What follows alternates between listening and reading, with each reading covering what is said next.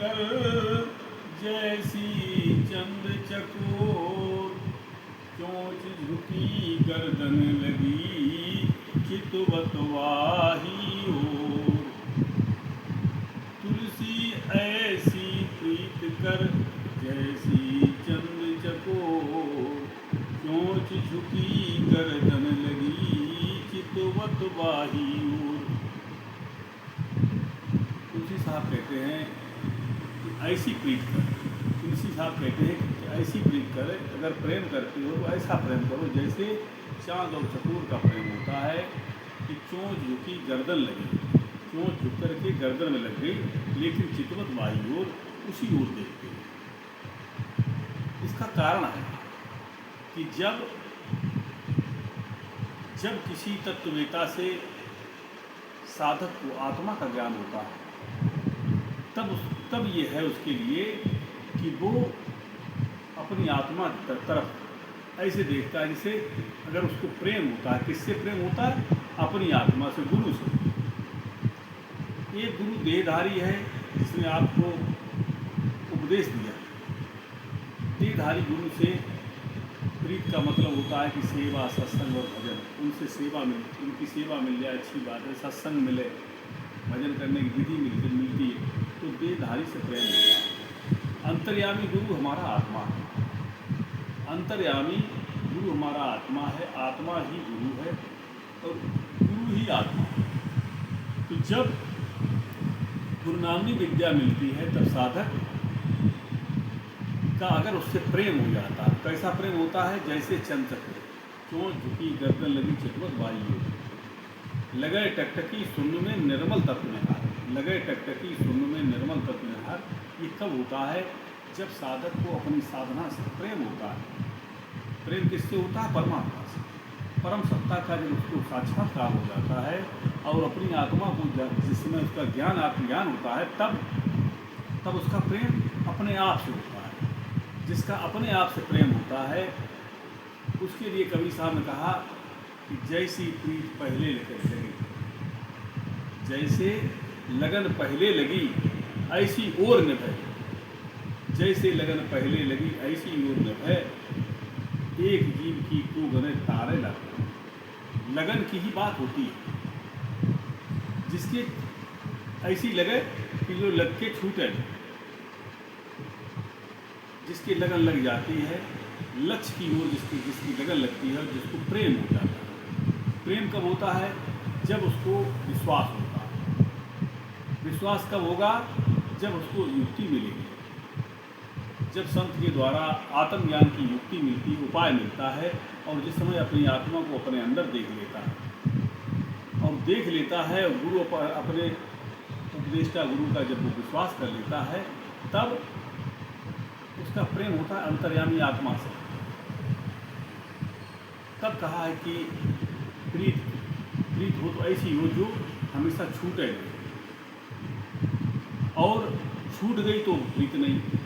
इसलिए प्रेम सार है, जितनी प्रीत कुटुंब से उतनी गुरु से हो, उतनी प्रीत कुटुंब से यानी अपने परिवार से जितनी प्रीत है, जितना प्रेम हमारे परिवार में अगर 4 सदस्य हैं तो हम 4 सदस्य परिवार के हैं, उनसे जितना हम प्रेम करते हैं उतनी गुरु से हो, उतनी ही हमें गुरु महाराज के बताए हुए मार्ग की हो, उतनी ही गुरु तत्व पर हो जो हमने अपने अंदर साक्षात्कार किया।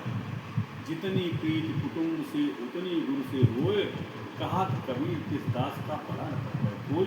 कि अगर परिवार के सदस्य के बराबर भी अपने गुरु महाराज से प्रेम हो जाए, जिन्होंने उपदेश दिया, जिनसे उपदेश लिया, उनसे अगर हमारा अपने परिवार के सदस्यों के बराबर प्रेम हो जाए। कहने को तो बहुत बातें कही जाती हैं, हम गुरु ब्रह्मा, गुरु विष्णु, गुरु देवो महेश्वरा, गुरु साक्षात परब्रह्म तस्मै श्री गुरुवे नमः। तमाम बातें कही, महापुरुषों ने सब कुछ कहा है, लेकिन कबीर साहब ने यहाँ पर स्पष्ट कर दिया कि जितनी प्रीत कुटुंब से उतनी गुरु से। कहा कबीर किस दास का पड़ा न पकड़े। कारण क्या है कि परिवार के सदस्यों के पास तो जैसे कोई होता रिश्ते नातेदारी फोन करते हैं, हालचाल लेते हैं, अगर दुख तकलीफ होती तो जाते आते हैं, सब कुछ करते हैं। लेकिन जिस गुरु से उपदेश लेते हैं उस उसकी सालों याद नहीं करते, 6-6 महीना बीत जाते याद नहीं करते, फ़ोन नहीं करते, कभी बुलाते नहीं। ये कारण क्या है कि उतना प्रेम नहीं होता। जिसका प्रेम होगा, जिसका प्रेम अपने गुरु से होगा, वो निश्चित रूप से उनसे मिलने का प्रयास करेगा। दर्शन करिए, साधना दिन में करिएगा। साध जो साधना गुरु ने दी है, जो अंतर्यामी गुरु है, जब उससे आप मिलने का बराबर प्रयास करेंगे तो देहधारी गुरु से ही मिलने की आपकी इच्छा होगी। गुरु गोविंद हरे ताकि किनके लागू पाए, भले हरि गुरु आपने गुरु गोविंद जो लिखा है। तो यहाँ पर दो नहीं है, यहाँ एक है, एकत्व की बात है। अद्वैत मत दो से एक होने का मार्ग है, जो दो से एक करता है, दो से एक की बात की जाती है। गुरु नामनी विद्या दी जाती है साधक को, तो कहा जाता देखा कर उसी तरफ चितवत वाई में, उन्होंने कहा उसी तरफ लगन हो। तो उसमें क्या कहता, देखत देखत ऐसा देख, मिट जाए द्वितीया रह जाएगी, कि द्वितीया हमारी खत्म हो जाए। द्वितीया मिटने का ही, द्वितीया का मतलब द्वैत, कि हम अलग और वो अलग। और जिस समय पर देखते देखते हम एक हो गए, तो एक ही तो है। इसलिए अद्वैत सदा स्वरूप प्रकाश बर, अपर न उदित आन, अप्रमेय अद्वैत है। जो अद्वैत है वो ये जन्मा है। जो अद्वैत में प्रवेश कर जाता है, अद्वैत में स्थित हो जाता है, वही महान पुरुष बन जाते, वही महान आत्मा बन जाते। जिन्होंने अपने अंदर खोजा उनको सहज मिल गया। ये सहज मार्ग है। अंदर खोजने का मतलब होता है कि उसके विकार अपने आप जलते हैं। जैसे जैसे विकार जलेंगे वैसे उसकी लगन बढ़ती चली जाएगी। बढ़े निरंतर, घटे न नहीं, बढ़ती जाए, बढ़ती हो। यही सी को प्रेम कहा है। प्रेम का मतलब यह है कि जो बढ़े घटे नहीं।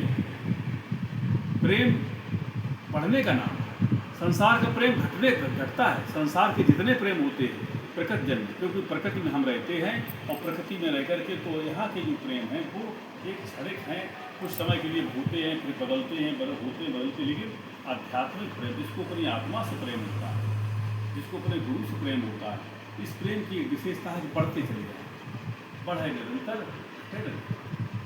जो अपनी आत्मा को जान करके भजन करता है, वास्तव में वो प्रेम की मूर्ति बन जाती है, झलकता है प्रेम। प्रेम जब अनंत हो गया तो रोम रोम सब हो गया। प्रेम जब अनंत हो गया, अनंत का मतलब सब, उसको पता चल गया कि सब कुछ एक ही है, दूसरा है ही नहीं। उसकी चेतनता से ही पूरा जहान चेतन है, और जब उसकी चेतनता का उसको पता चल जाता है तब वो सबसे प्रेम करता है। इसलिए उसका कहा निर्वैरी सब जीव, बैरी नहीं। संत वही है जिसका कोई बैरी न हो, कोई बैरी, जिसका सब में रमने वाला वही एक सत्ता को दिखता है। हाँ, स्थितियाँ बदली हुई हैं। किसी की बहुत नीचे की स्थिति है, किसी की ऊपर की स्थिति है। ज़्यादा नीचे की स्थिति है, वासनाओं में जो ज़्यादा फंसा है, कोई उसके द्वारा अपराध हो जाते हैं, तमाम तरह के क्राइम करता है, तमाम तरह के दंड करता है। इसलिए संतों ने हमेशा क्या कहा कि पापियों से, पापी के पाप से घृणा करो, लेकिन पापी से, क्योंकि जो उसमें रहने वाला चेतन है वो नहीं कर रहा। वहाँ पर क्या हो गया कि वो इतना जकड़ गया, नीचे की अवस्था में इतना पहुँच गया कि उसकी जो नकारात्मकता उसको अंदर आ गई, उसका पलटना मुश्किल हो जाएगा। इसीलिए कहा जाता है कि जो संतों का सानिध्य मिलता है, अपनी आत्मा को जान के भजन करते हैं, ऐसे अगर आत्मज्ञानी संत समाज में जिनकी संख्या बढ़ जाए तो ये समाज स्वर्ग बन जाए। पृथ्वी पर स्वर्ग का मतलब यही होता है, क्योंकि आत्मज्ञानी के अंदर ही ये विद्या है, ये कला है कि वो जानता है कि सब में एक ही सत्ता, दूसरा नहीं। अद्वैत मत ही ऐसा मत है जिसको कहा है कि इससे शांति ही शांति है, भीतर शांति तो बाहर शांति, सब तरफ शांति का मार्ग है। इसलिए विवेकी पुरुषों को चाहिए कि अपनी आत्मा को जान करके भजन करने का प्रयास करें। यही सब मार्ग है, यही सत्य है। पूरी सदगुरु भगवान की